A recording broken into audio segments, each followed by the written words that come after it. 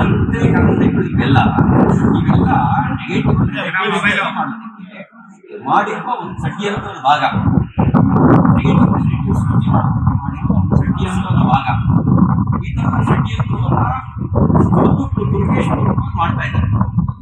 FSL ಆಗಿಲ್ಲ, ತನಿಖೆನೇ ಆಗಿಲ್ಲ, ಸುದ್ದಿ ಗ್ರಾಂಟ್ ಆಗುತ್ತೆ ಅಂದ್ರೆ ಇದ್ರ ಹಿಂದೆ ದುರುದ್ದೇಶ ಇದೆ.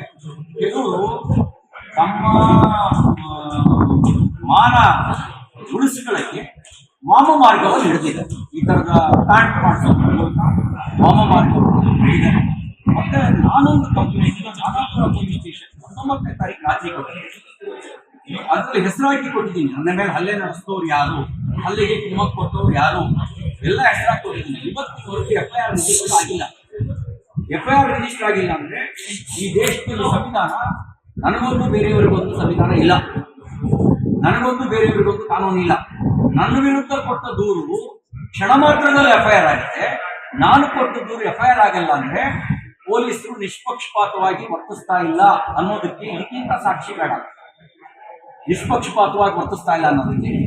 ಹಾಗಾಗಿ ಇವರು ನಡೆಸುವ ತನಿಖೆ ಪ್ರಾಮಾಣಿಕವಾಗಿರುತ್ತೆ ಅಂತ ಹೇಗೆ ಭಾವಿಸ್ತೀನಿ? ನನ್ನ ಮೇಲೆ ನಾನು ಕೊಟ್ಟ ದೂರನ್ನೇ ಇವರು FIR ರಿಜಿಸ್ಟರ್ ಮಾಡದೇ ಇದ್ದವರು ಈ ತನಿಖೆಯನ್ನು ಎಷ್ಟು ಪ್ರಾಮಾಣಿಕವಾಗಿ ನಡೆಸ್ತಾರೆ?